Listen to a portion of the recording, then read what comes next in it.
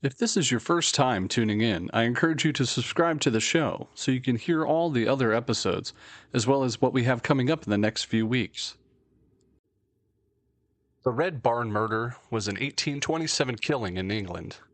A young woman, Maria Marten, was shot dead by her lover, William Corden, in the Red Barn, a local landmark. Letters to the Martens' family was sent claiming that she was well, but after her stepmother spoke of having dreamed that Maria had been murdered, her body was the next year discovered in the barn. The story provoked numerous newspaper articles, songs, and plays. The plays, ballads, and songs remained popular throughout the next century and continue to be performed today. My name is DJ, and this is the Mythical True Crime Podcast.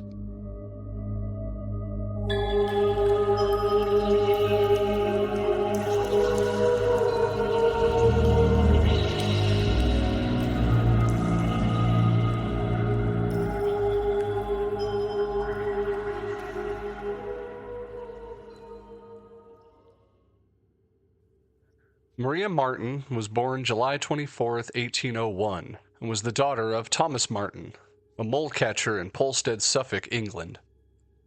In March 1826, when she was just 24 years old, she formed a relationship with a 22-year-old man named William Corder. Marten was an attractive woman, and relationships with men from the neighborhood had already resulted in 2 children. One child, belonging to Corder's older brother, Thomas, died as an infant, but the other, Thomas Henry, was still alive at the time that Corder met Marten. Thomas Henry's father, Peter Matthews, did not marry Marten, but regularly sent money to provide for the child. Corder, who was born in 1803, was the son of a local farmer and had a reputation as something of a fraudster or a ladies' man. He was known as Foxy at school because of his sly manner. Corder had fraudulently sold his father's pigs, although his father had settled the matter without involving the law. But Corder had not changed his behavior. He later obtained money by passing a forged check of $93 that he had helped local thief Samuel Beauty Smith steal a pig from a neighboring village. When Smith was questioned by the local constable over the theft, he made a prophetic statement concerning Corder, saying, quote, "I'll be damned if he will not be hung for some of these days." Corder had been sent to London in disgrace after his fraudulent sale of pigs, but he was recalled back to Polstead when his brother Thomas drowned, attempting to cross a frozen pond. Corder's father and 3 brothers all died within 18 months of each other, and he only remained to run the farm with his mother. Thomas wished to keep his relationship with Marten a secret, but she gave birth to their child in 1827, and at the age of 25, was apparently keen that she and Thomas would marry. The child died. Later reports suggest that he or she may have been murdered, but Thomas apparently still intended to marry Maria. That summer, in the presence of their stepmother, Anne Marten, Thomas suggested that she and would meet him at the Red Barn, from where he proposed that they would elope to Ipswich. She claimed that she had heard rumors that the parish officers were going to prosecute Maria Marten for having a bastard child. Thomas initially suggested that they elope on a Wednesday evening, but later decided to delay until the Thursday evening. On Thursday, he was again delayed after his brother fell ill, mentioning as a reason for some sources, although most of them claim that his brothers were dead by this time. However, on Friday, May 18th, 1827, Thomas appeared at the Martens' cottage during the day, and according to Anne, he had told her stepdaughter that they were to leave at once, and as she heard from the local constable, had obtained a warrant to prosecute her. No warrant had been obtained, but it's not known if Thomas was either lying or mistaken. Maria Marten was worried that she could not leave in broad daylight, but Thomas told her that she could and she should just dress as in a man's clothing, and it would avert suspicion. He would also carry her things to the Red Barn and change before they continued on to Ipswich. Shortly after Thomas left the house, Maria Marten set out with him to the Red Barn, which was situated on Barnfield Hill, about a half a mile from Maria Marten's cottage. This is the last time she was ever seen alive. Now, Thomas also disappeared, but later turned up and claimed that Maria was in Ipswich or some other place nearby, and that he could not yet bring her back as his wife's fear provoking anger to his friends and relatives. The pressure was on, and the pressure was strictly on Thomas to produce his wife. Eventually, it forced him to leave the area. He wrote letters to the Martens claiming that they were married and living on the Isle of Wight, which he gave various excuses for their lack of communication. That she was unwell, excuses that she had hurt her hand, or that the letter must have been lost. Suspicion continued to grow, and Marten's stepmother, now at this time, began talking of dreams that Maria came to her, telling her that she had been murdered and buried in the Red Barn. On April 19th, 1828, she persuaded her husband to go to the Red Barn and dig in one of the grain storage bins. He quickly uncovered the remains of his daughter, buried in a sack. She was badly decomposed, but still identifiable. An inquest was carried out at the Cock Inn at Polstead, which still stands today, and Marten was formally identified by her sister Anne in some physical characteristics. Her hair and some of the clothing were recognizable, and she was also known to be missing a tooth which was absent from the jawbone of the corpse. Evidence was uncovered to implicate Thomas Corder as being part of the crime. His green handkerchief was discovered around the body's neck. Thomas was easily discovered, and the constable in Polstead was able to obtain his old address from a friend. His name was Ayers. Ayers was assisted by James Lee, an officer in London police, who later led the investigation into Spring-Heeled Jack, which is another story. They tracked Corder to Everleigh Grove House, which was a boarding house for ladies in Brentford.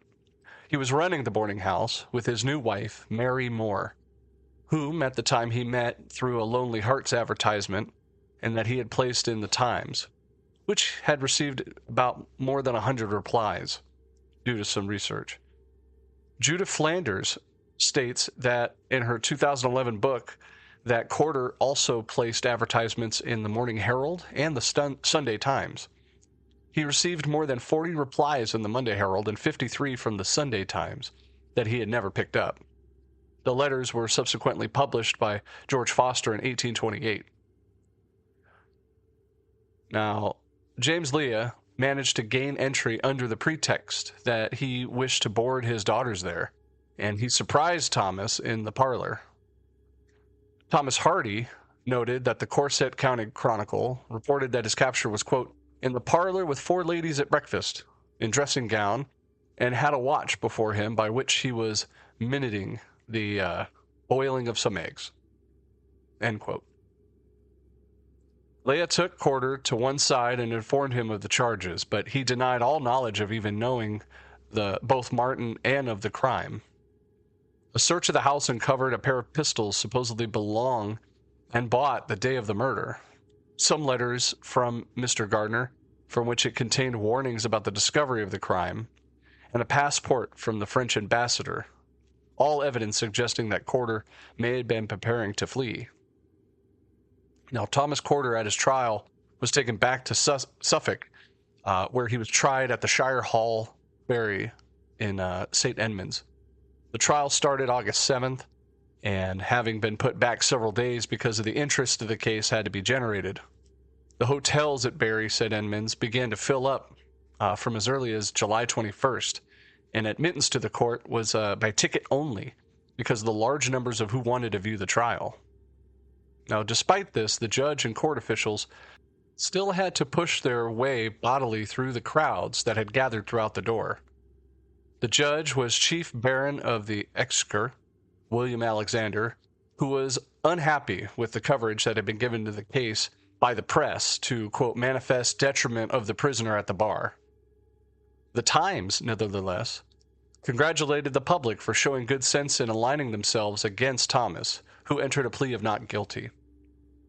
Now, Marten's exact cause of death couldn't be established, and it was thought that the sharp instrument had been plunged into her eye socket, possibly Thomas's short sword, but this wound could have been caused by the father's spade when he was exhuming the body.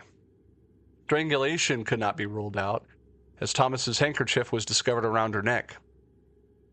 To add to the confusion, the wounds of her body suggested that she had been shot. An indictment charged Tom with murdering Maria Marten by feloniously and willfully shooting her with a pistol through the body and likewise stabbing her with a dagger. To avoid any chance of a mistrial, he was indicted on 9 charges, including one of forgery. Anne Marten was called to give evidence at the event for the day of Maria's disappearance, and later she talked about her dreams.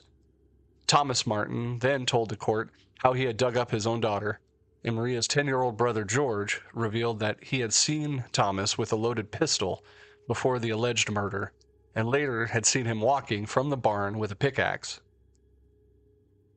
Leah gave evidence concerning Thomas's arrest and the objects found during the search of his home. Now, the prosecution suggested that Thomas had never wanted to marry Maria, but that through her knowledge of some of his criminal dealings had given her hold over him, and that his theft of the money that was sent by the child's father had been a source of tension between them. Thomas had given his own version of the events. He admitted that he'd been in the barn with Maria, but said that he had left after they had an argument.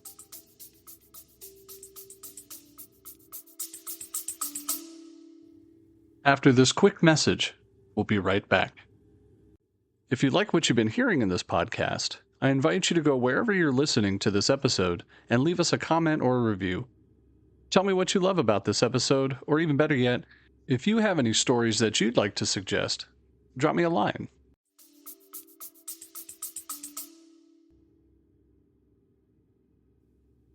He claimed that he heard a pistol shot while he was walking away from the barn, and that he ran back to the barn to find her dead with one of his pistols beside her. Thomas pleaded with the jury to give him the benefit of the doubt, but after they retired, it only took them 35 minutes to return with a guilty verdict.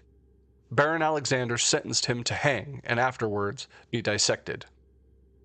Quote, "That you be taken back to prison from whence you came, and that you be taken from thence, on Monday next, to the place of execution, and that you are there to be hanged by the neck until you are dead, and that your body shall afterwards be dissected and adamatized. And may that Lord God Almighty, in his infinite goodness, have mercy on your soul." Thomas spent the next 3 days in prison agonizing over whether to confess to the crime and make a clean breast of his sins before God. He finally confessed after entries from his wife, several meetings with the prison chaplain, and pleas from both his warder and John Aldridge, the governor of the prison. Now, Thomas strongly denied stabbing her, but claimed that he had accidentally shot her in the eye after they argued while she was changing out of her disguise. On August 11th, Thomas was taken to the gallows in Bury St. Edmunds, apparently too weak to stand without support. He was hanged shortly before noon in front of a large crowd. One newspaper claimed that there were 7,000 spectators. However, another said there were as many as 20,000. At the prompting of the prison governor, just before the hood was drawn over his head, he said, "I am guilty. My sentence is just. I deserve my fate, and may God have mercy on my soul." Thomas's body was cut down after an hour by the hangman, John Foxton, who claimed his trousers and stockings according to his rights. The body was then taken back to the courtroom in Shire Hill, where it was slit open along the abdomen to expose the muscles. The crowds were allowed to file past until about 6 o'clock, when the doors were shut. Now, according to the Norwich and the Bury Post, over 5,000 people queued to see the body. The following day, the dissection and post-mortem were carried out in front of an audience of students from Cambridge University and physicians. Reports circulated around Bury St. Edmunds that the galvanic battery had been brought in from Cambridge, and that it was likely that the group experimented with galvanism on the body. which is a battery that was attached to Corder's limbs to demonstrate the contraction of his muscles. The sternum was open and the internal organs examined. There was some discussion of whether or not the cause of death was suffocation, as it was reported that Thomas's chest was seen to rise and fall several minutes after it had dropped. Though it was thought probable the pressure of the spinal cord had killed him. The skeleton had to be reassembled after the dissection, and it was not possible to examine the brain.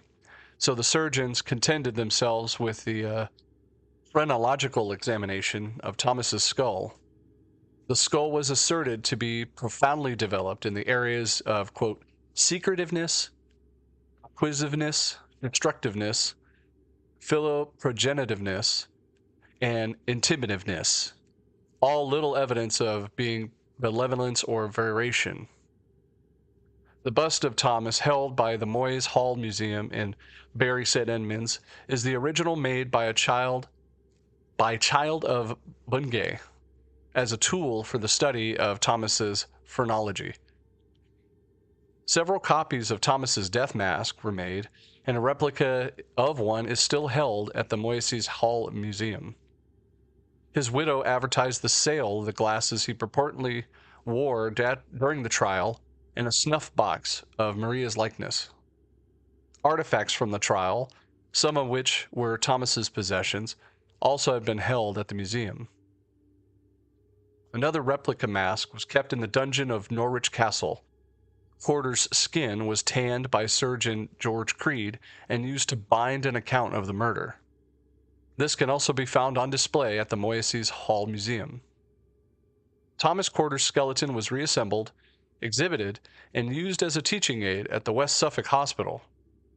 The skeleton was put on display in the Hunterian Museum in the Royal College of Surgeons of England, where it was hung beside that of Jonathan Wild. In 2004, Corder's bones were removed and cremated. Now, after the trial, doubts were raised on both the story of Anne's dreams and the fate of Thomas and Maria's child. Anne was only about a year older than Maria, and it was suggested that she and Thomas were having an affair, and that the two had planned the murder to dispose of Maria so that it would continue without an hindrance. Anne's dreams only started a few days after Thomas married Moore, and it was suggested that jealousy was her motive for revealing the body's resting place, and that her dreams were simply subterfuge. Further rumors circulated about the death of Thomas and Maria's child. Both claimed that they had taken their dead child to be buried at Sudbury, but no records of this could be discovered, and no trace was ever found of the child's burial site. In his written confession, Thomas admitted that he and Maria were having an argument on the day of the murder over the possibility of the burial site being discovered. In 1976, Donald McCormick wrote The Red Barn Mystery, which brought out a connection between Thomas and a forager and a serial killer, Thomas Griffiths Wainwright, when the former was in London at the time. According to McCormick, Caroline Palmer, an actress who had appeared frequently in a melodrama based on the Red Barn case, had also been researching the murder, and concluded that Thomas may have not killed Maria at all, but a local gypsy woman might have been the killer. However, McCormick's research has also been brought into question over other police and crime-related stories, and this information has not even been generally accepted. The case had all the elements to ignite a fervent of popular interest. The wicked squire, a poor girl, an iconic murder scene, supernatural element to the stepmother's prophetic dreams, and even the detective work by Ayers and Leah, who later became a single character called Feroz Lee in the stage versions of the events. And Corder's new life that had the result of the Lonely Hearts advertisements. As a consequence, the case created its own small industry. Plays were being performed while Thomas was still waiting trial, and the anonymous author published a melodramatic version of the murder after his execution. A prosecutor at the Newgate novels, which quickly became bestsellers, The Red Barn Murder was a popular subject, along with the story of Jack Shepherd and other highwaymen, thieves and murderers, for penny gaffes cheap plays performed in the back rooms of public houses, and the like. James Catnich sold more than 1 million broadsides, which are sensationalist single-sheet newspapers, which gave details of Thomas's confession and execution, and also included a sentimental ballad supposedly written by Thomas himself, though it was more likely to have been a work of Catnich and somebody else under his employ. It was one of the last 5 ballads about the crime to have appeared directly following the execution. Now, many different versions of the events were set down and distributed due to the excitement around the trial and to the public demand for entertainment based on the murder, making it hard for modern readers to discern fact from melodramatic embellishments. Good official records exist of this trial, and the best record that we could find of the events surrounding the case is generally considered to be that of James Curtis, who was a journalist at the time and spent most of his time with Thomas and 2 weeks in Polstead interviewing those concerned. He was apparently so connected to the case that the newspaper artist who was asked to produce the picture of the accused man drew a likeness of Curtis instead of Thomas himself. Pieces of the rope which were used to hang Thomas sold for a guinea each. Part of his scalp was, with an ear still attached, was displayed at a shop in Oxford Street, and a lock of Marten's hair sold for 2 guineas. Polstead became a tourist venue, with visitors traveling far as afield as Ireland. Curtis estimated around 200,000 people visited Polstead in 1828 alone. The Red Barn and the Martens' cottage excited particular interest, and the barn was even stripped for souvenirs, down to the planks, before being removed from the sides, broken up, and sold as toothpicks. It was stated to be demolished after the trial anyway, but it was left standing and eventually burned down in 1842. Even Marten's gravestone in the churchyard at St. Mary's, Polstead, was eventually chipped away to nothing but souvenir hunters. Only a sign of a shed now marks the approximate place where it stood, although her name is given to the Martens' Lane in the village. Pottery models and sketches were also sold, and songs were composed, including one quoted of Vaughan Williams' opera Hugh the Drover, and 5 variants of Divas and Lazarus.